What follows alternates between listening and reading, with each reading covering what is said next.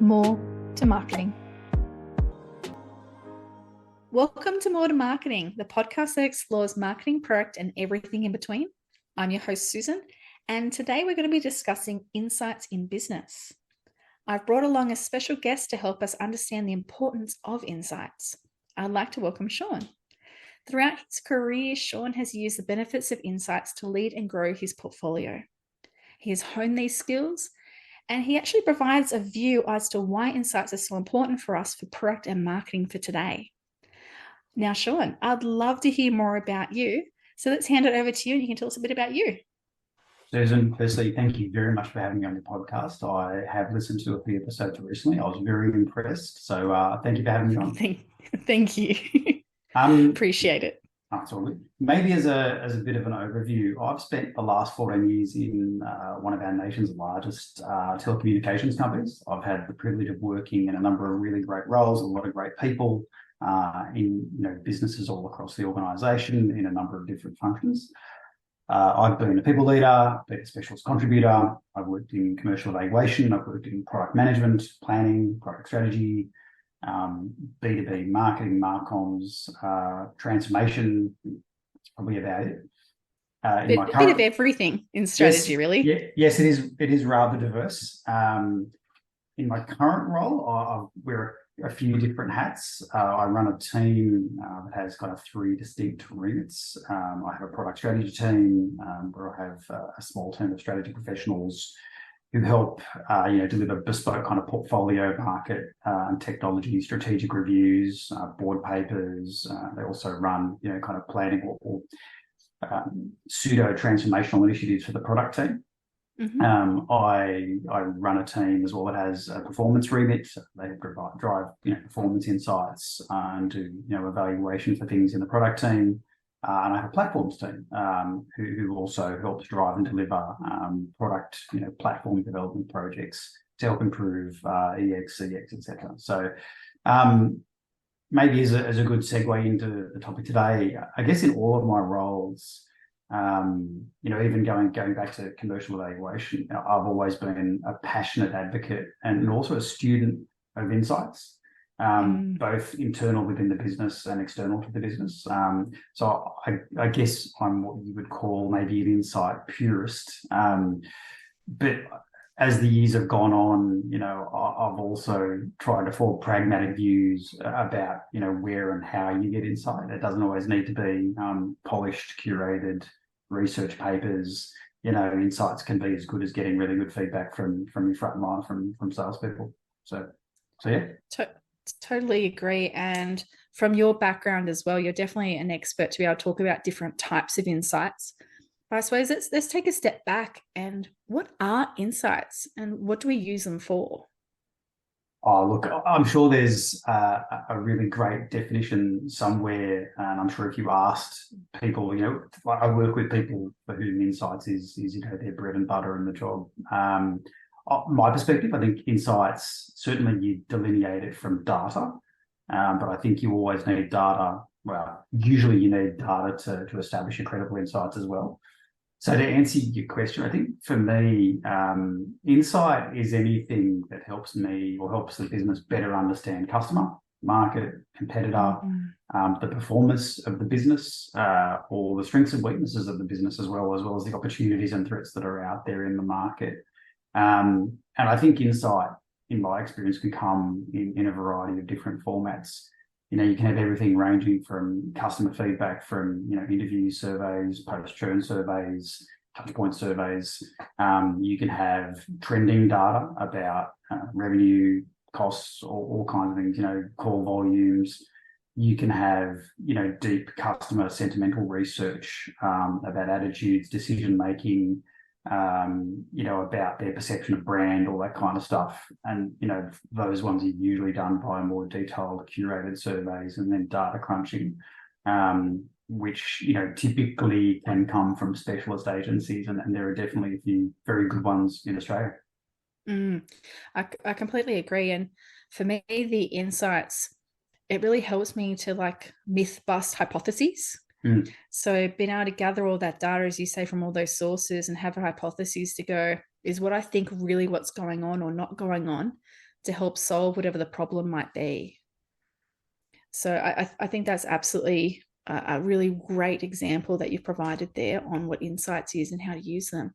But if we actually look at, say, a product, what are some of the key factors that are most important when considering insights for product?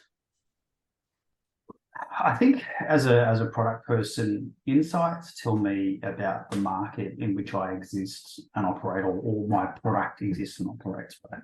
And I think it's that situational insight. And so as a product person, I want to truly understand several things, right? I want to understand about my customers, my competitor, and the broader market. If I think about my customer, who are my current customers? Who are my target customers?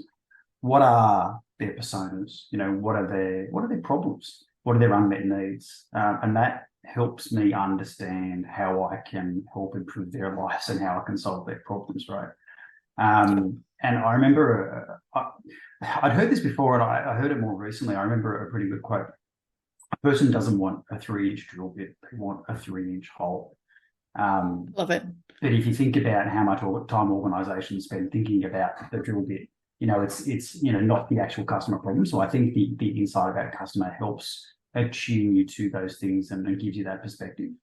I think you then have, as a product person, insight is helpful to understand what customers actually like and dislike about your products. I think insight helps you better understand, the way in which they interact with your business.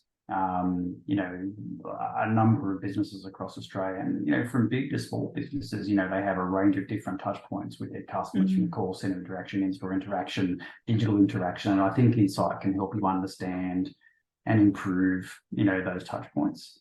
I think it helps you understand if their experiences are leading them to change provider or reconsider their service, and whether who they get their service from, right?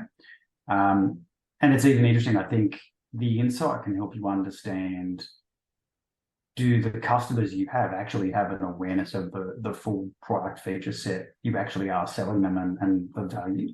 And I was thinking about this the other day. I'm sure, like everyone, I own a TV, and I turned it on. I kind of set it up. There's a few things there's so many features I have no idea what it does. Like one of my 10-year-old walks in and starts really playing with it. And I'm like, oh wow, actually it's got a lot of unused features I have no idea even existed, right? So, testing with your customers, those kind of things can help you better understand, do they really understand the value prop that you're giving them, right? I would say then, if I think about a different perspective or vector into my product, competition, who are my key competitors? Why are they winning or losing market share against my product and my brand? And they say, what's the phrase? It's kind of like learning is the best form of flattery, right? Or kind of copying the best one. You can say, well, if they're doing that, that's obviously working. We can try that or do something different, right? I think then, beyond customer and competitor, in broader market trends, looking at emerging technology and probably market disruption, I think insight can help you look beyond your kind of inner circle, or the near circle, and understand what disruptive market forces might impact your business. Will your product be superseded by something else? What emerging technologies are also being developed that you could partner with, that enhance your product, that you can utilize for capability, better capability, you could resell it. What does it do to your ecosystem? And working in telecommunications, it's something you usually need to consider, because it's such a diverse ecosystem. And I think the insight then helps you get, away from your own biases, and it helps you step outside the organizational bubble and see your world through maybe a different prism or lens, right, from the outside looking in. And if you take your customer's perspective, it can really help you improve and refine, everything you do as a product person. I mean, if I put a very different lens on it, and I was trying to think about what historically, what professions or what group of people, deeply value data. And I came back to things like all the kind of intelligence agencies that exist around the world. These organisations with billions of dollars of investment going into intelligence gathering. so that they can make very, important decisions and very critical real-time decisions. And so, if you're like the product owner, you're almost like some sort of field commander or president of your product.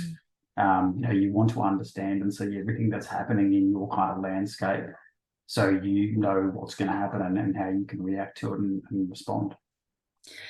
Yeah, and I think it's really important also to understand that some of the tools people might generally go to try and get these insights from the customers can sometimes be biased. My example here would be things like focus groups, where you might just get everyone having the same think tank happening in that room. So you're not actually getting the right insight you need. So that's where it comes down to data from behavior that I personally love myself when it comes to product, because you can see in digital world, at least, down to every type of action that they're doing, so that you know where they might be dropping off, where they're interested in, what aren't they using in like the TV example. If it was connected in a way that you could actually work out, are they using 7 of our 20 types of tools or pieces in there for them to use, or are they using none of it? So that you know what to actually invest your money on as well. It's interesting because, it depends on the data, right? And in that instance, that tells you a bit about the what, but it might not tell you about the why. And so then you have to then, obviously, you can combine two different styles of insight, from the hard data about where they're dropping off in the purchase process or the research process. But then you might need to have real conversations to understand, well, why is that? Exactly. And I've seen that happen as well in some cases when you're actually redesigning a website, or you want to redesign a website. You have people go through it and just test it without you. And then you'll have some people that you actually sit down and go, why did you make that decision? Why did you click on that? Why did you drop off there? And I think both of those two combined, like you said, makes it more powerful insight about what is truly happening that will help this customer in the end solve the problem you're trying to help them with. 100%. So we've talked about product, but I know you don't do this as a core of your role, but I know you've had a lot to do with this. But what about insights when it comes to marketing itself? What are some of the key important factors there? Yeah, look, it's a good question. Yes, I've been mostly a product-centric person, but have had a lot to do with marketing folk over the years. Not a marketing expert, but look, from my perspective, look, I think there's absolute overlap with how a product person would use insights and how a marketing person would use insights. I do think there are probably some nuanced aspects of how a marketing person would use insight that's kind of more relevant to what they do, right? I would start with maybe customer personas. Who are the customers? Who do we need to market to and promote our brand? If I took the lens of a marketing person, often has to work with a budget, and marketing is not a cheap activity. If we're doing outdoor TV, radio, paid, whatever it is, it's often you've got to spend money to do it. And so if I think about how do you get the best return on investment out of those marketing dollars, you want to understand from a target customer perspective, where are your customers and how do they best digest promotional content? When are they in the right mindset from a purchasing perspective? And it is funny, like I don't know about you, I'm often sitting there digesting, different advertising content from all manner of, businesses, from McDonald's to Harvey Norman to JB Hi-Fi, whatever it is, right?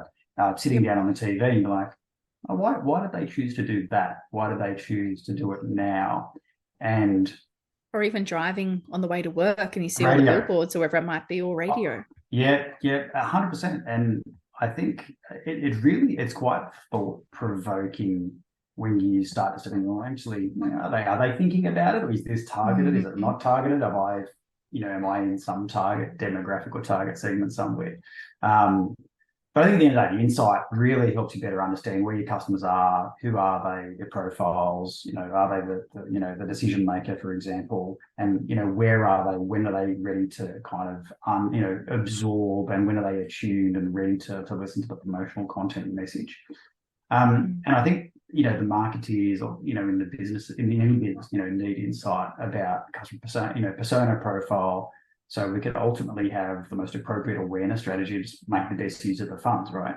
I would say then if you kind of step down the customer journey a bit, it's about how the customers purchase. So, who makes the decisions, who does the research, how they do their research, it's all invaluable to kind of then curate, what you're doing with your promotional strategy.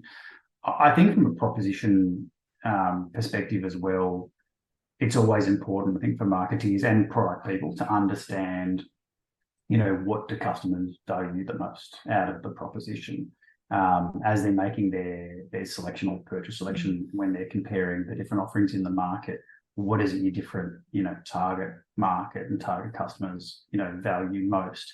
And I think that helps you then structure, and curate your value prop so that you're promoting the things that the customer values the most. I would say at a brand level as well, I think there's insight can be powerful because, it helps a marketer understand how customers interpret and how they, maybe, I don't know if the word is align or resonate, but how they kind of identify maybe with what your brand stands for.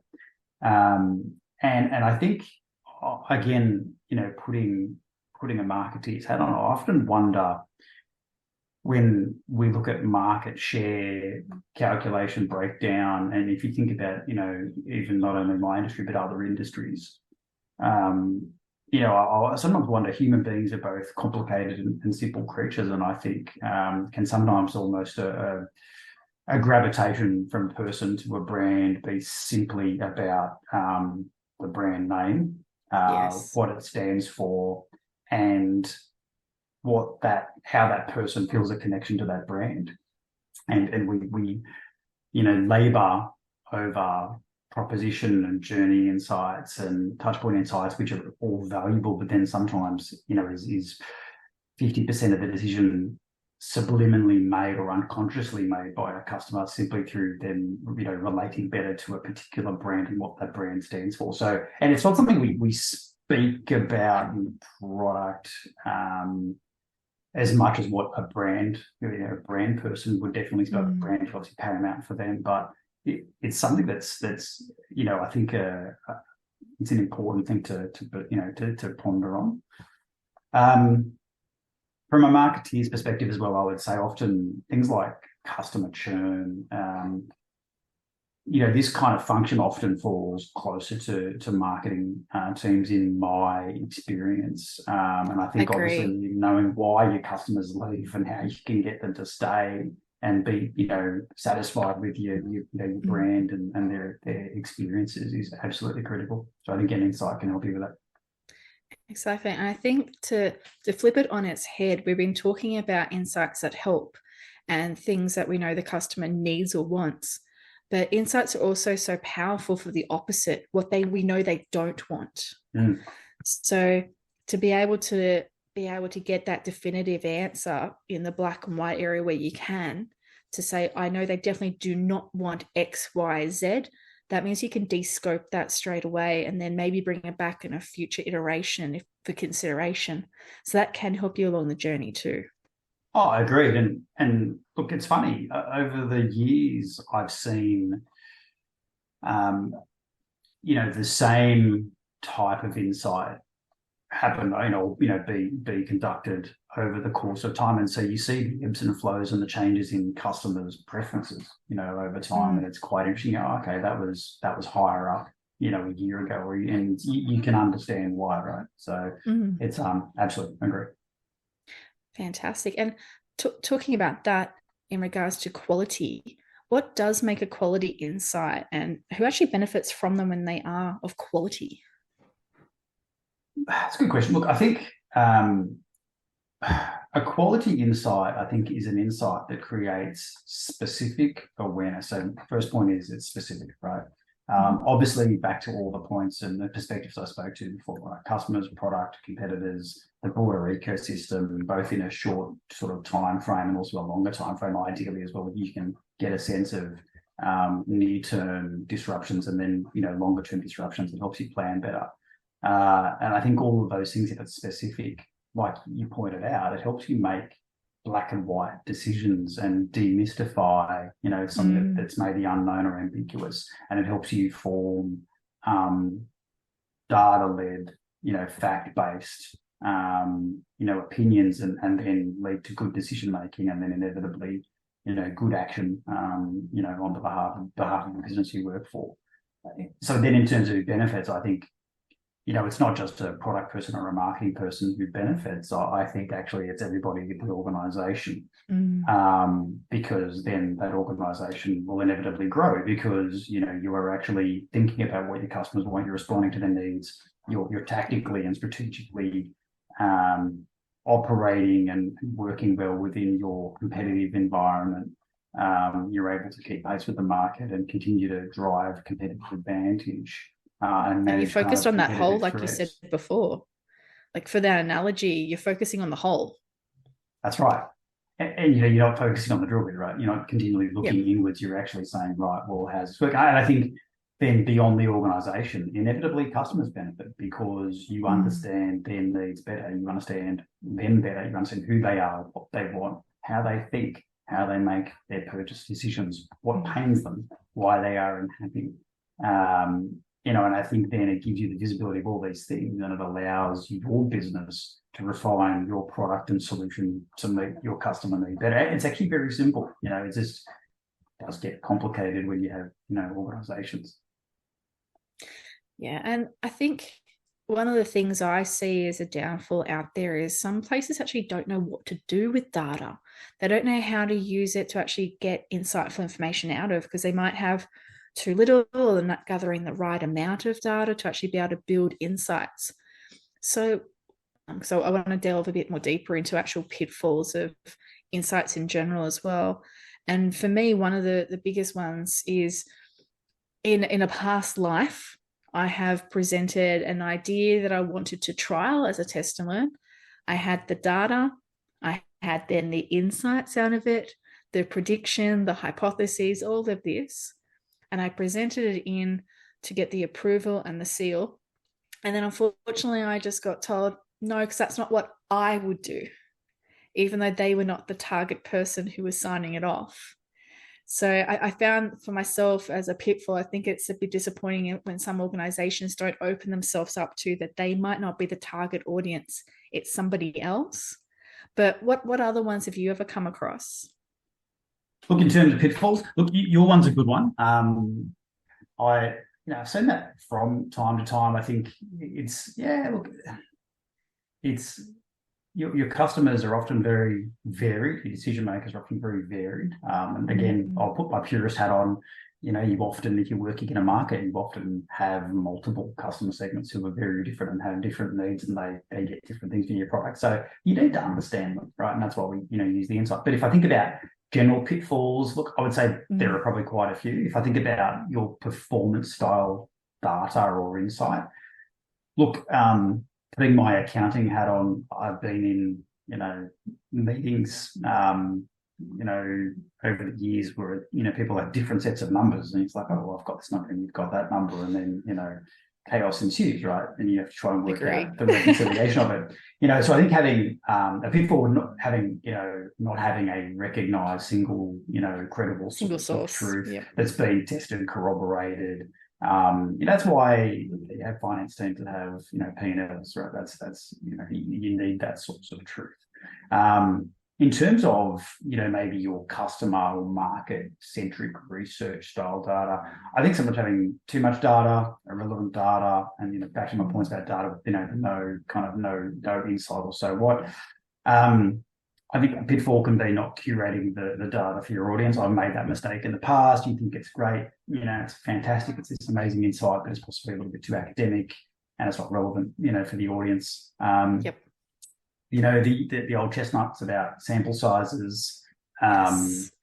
I actually love that one. Sometimes when you commission research, and depending on the question and the target segment, your sample sizes can be variable in size. So you've got to manage that. And I think if it's too small, the insights, then you're not always sure whether to trust what they say.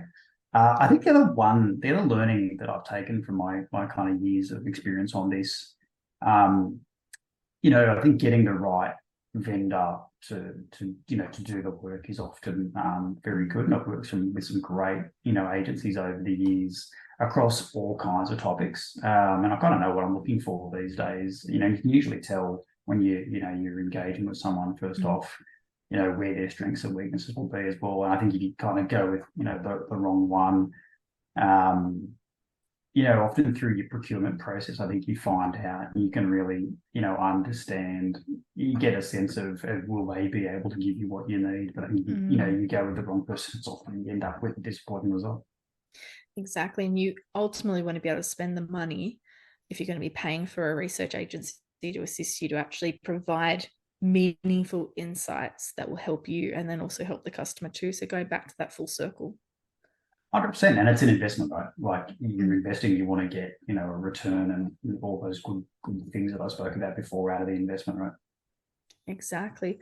So I know you've been using insights for a while, but thinking about the type of frameworks, are there any that you use quite often that you can share and talk to us about? Yeah, this question's a fascinating one, and I think about frameworks. I mean, you can have frameworks in the way you gather insight, the way you do surveys, the way you do a particular, kind of project or, research piece. For me, I thought about it maybe bigger picture than that. I thought, look, to develop insights, it depends obviously your budget and the focus of your particular channel, and segment that you work in. For me, I like to be 360 degree in my universe. And so what I've found works best is like, you're building up a range of sources, and they're obviously credible, right? And you build up those sources, that cover the different aspects that I spoke about before: competitor, customer, technology, performance. Also the why, how, like, not just who are your customers and their attitudes and needs and stuff, but also their current experiences with your organisation. I think having passive and active insight is also very good.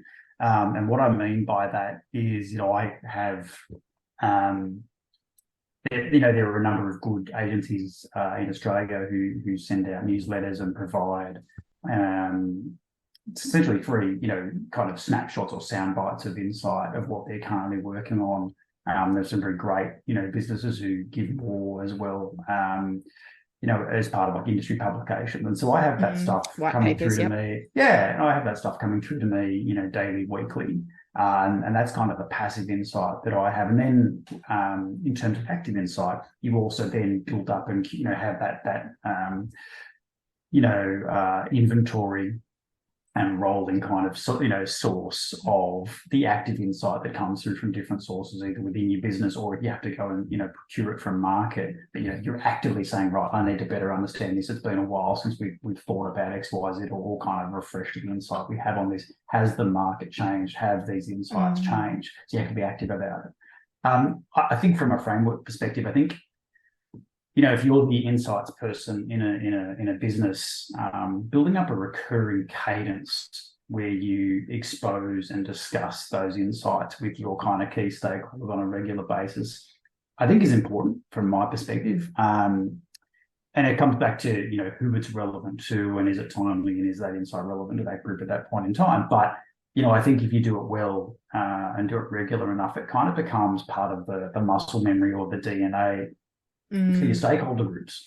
And in my experience, I think, you get a bit of a mix. People, as humans sort of, they will, gravitate to different pieces of data or insight, sort of depending on how helpful it can be to them.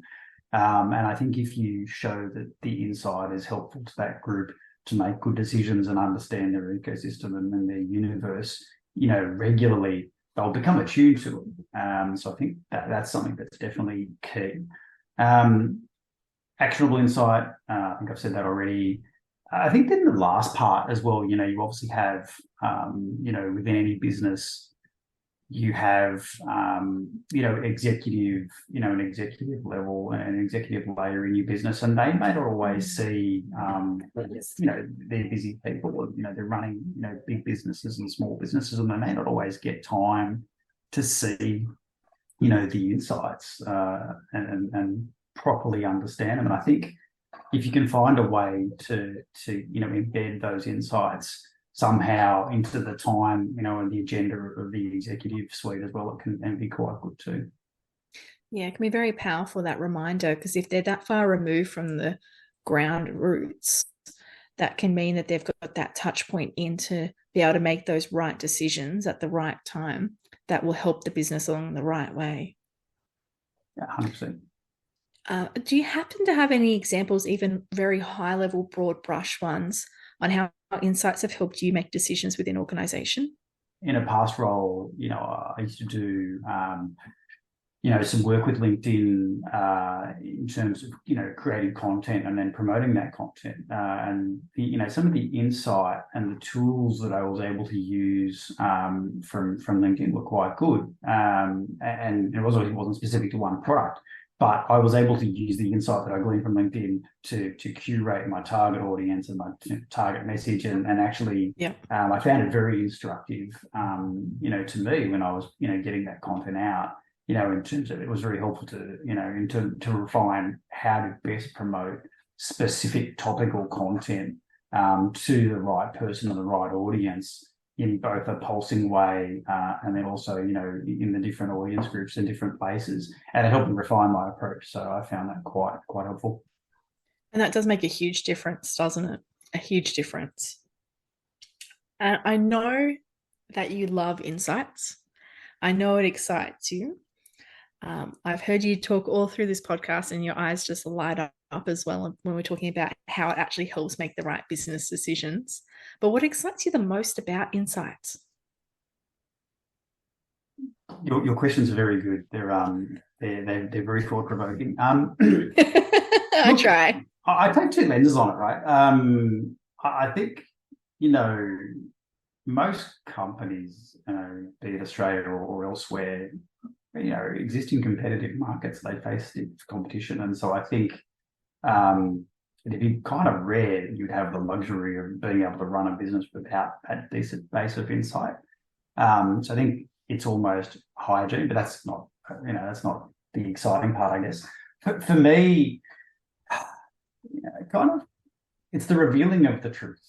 I'm a person who, at times, I like black and white, and I when you understand and have that singular clarity of the why, of why something's happening and what's happening, why it's happening. It's fantastic. It demystifies uncertainty and it removes the mystery and it provides that absolute clarity that then says to you, oh, okay, that's what's happening. And then you can go into solution mode. And I'm a solution-oriented person. So then it helps you trigger that, okay, now, right, cool. What do we do with this? And it makes you feel like you're adding value and solving problems. I love that. I absolutely love that. Thank you so much for sharing all these details about insights. My pleasure. But as always, I have a final question to ask. If you were a brand, any brand at all, you can be more than one if you choose, which one best represents you and why? This is a good one. I'm going to probably break the rules of the question a little bit. It's funny, this question makes me be quite reflective about who I am and what my values are. It's like that question of who would you want to go to dinner with? All right, I'll give you my answers. I would say first, this is kind of not in any particular order. I'd say Google as a starting point. I've often I've spent good bits of time looking at what they do as a business, and they're a very innovative company. They're quite curious. I think they're customer centric. And if you kind of think about, what would our world be like? Actually, I do know what it was like before Google Maps. But even like Google Translate, they are using technology and they are truly understanding customer people problems, and they are harnessing technology in maybe not unorthodox ways, but in very innovative ways, to solve those problems. And it's brilliant. And I think they're willing to experiment as well. Take some risks. Well, they are. And there's been a number of projects that they've done and shelved over the years, or maybe haven't kind of, gone full scale for some reason. And I think there was Project Loom, which I recall was creating cellular connectivity using a hot air balloon. There was Google Fi. There's a few others, and they've got all these special projects going around. It's great. I think they had an augmented reality project many years ago before AR was a thing. SpaceX as well, I think, are pretty good too from that perspective. They're willing to do innovative things and challenge the status quo, right? The point that they will seek to put I think it's a multi-stage rocket up into space, and then they'll want to land it back. Like, who does that? It's great. And that's what they've been testing and doing. It's fantastic. They have. Second brand would be National Geographic. I'm a lover of nature. I'm always, even as a kid, I was always drawn to documentaries with David Attenborough. Still am. My kids love him as well. And so, I love as a brand their focus on education and their passion for the living world. I think is commendable, right? So it speaks to me as a person. Patagonia, in the same way, kind of a nature-centric brand, but maybe in the way they're, in their ESG kind of thinking, they're altruistic. I think the company profits, they've made a point of saying that the company profits are now, kind of forever dedicated to combating climate change and protecting kind of undeveloped land. So, whether as a person you agree with it or not, I think it's great. That social equity and social cause aspect to the brand, I think it's brilliant. I think a lot of the car companies, that might sound very boring for a lot of people, but if you think about their passion for precision engineering, safety. Yeah, we drive vehicles around at 100 kilometers plus an hour, and for the accidents that do happen, the car companies put in tons of investment and innovation to enhancing their safety features, and it's great. But the thing that probably, when you reflect on it, makes me admirable of the brands of these companies is that they can convince good, swathes of the population every year to buy a new car. So they have tapped into something psychological about how a car, is wrapped in our own personal brand. How the car we drive says something about us, and that is very smart from a brand perspective. And so I look at that, I think I've got to commend the brand, those companies for doing that. Yep. Last one. Sorry, you asked for one, and I've given you about 15. It's okay. The last one would be McDonald's. Okay, that's an interesting one to choose. It is, and I don't know how much of this is urban legend. I remember when I was doing, my marketing and kind of, business courses at university, I used to hear stories about their very scientific approach to customer experience and their value chain. And I recall there was a story, I'm sure, about the design of their seats and how they had, kind of almost scientifically tested the design of the seat to make sure that it was, of a certain certain comfort level that encouraged turnover, so that people would want to come and eat their meal. And I think the thinking behind that was that it was all about demonstrating, if the restaurant was full, people wouldn't want to stop and eat. Whereas if it was, half full, kind of with some space, people would go, okay, that's great, away we can go. But, McDonald's have, I'm sure, over the years done far more than that. I think their really customer-centric, scientific approach to understanding the customer journey is brilliant. They've done a lot with colours. Over the years, there's been a lot they've done with colours. That's why the reds and then into the browns. There's a lot of science behind that as well. There you go. I did not know that, but I would believe it. 100%. Interesting collection. I can understand why. So thank you so much for sharing the brands that best represent you. But again, thank you so much, Shawn, for talking to us about insights. We now know what a good, valuable insight is and the benefit it can bring, not just the company, but also the customers, and the value it can add to your products, and to make sure that you're always continuously testing that and going back and making sure everyone in the organization is on the same page consistently, just as a gentle reminder, so it builds up that natural cadence in the company. So thank you again, Shawn. My pleasure, Susan, and thank you very much for having me on. No worries. Hopefully I have you again. But everyone else, don't forget to add More to Marketing to your playlist so you don't miss out on more fabulous guests in the future. More to Marketing.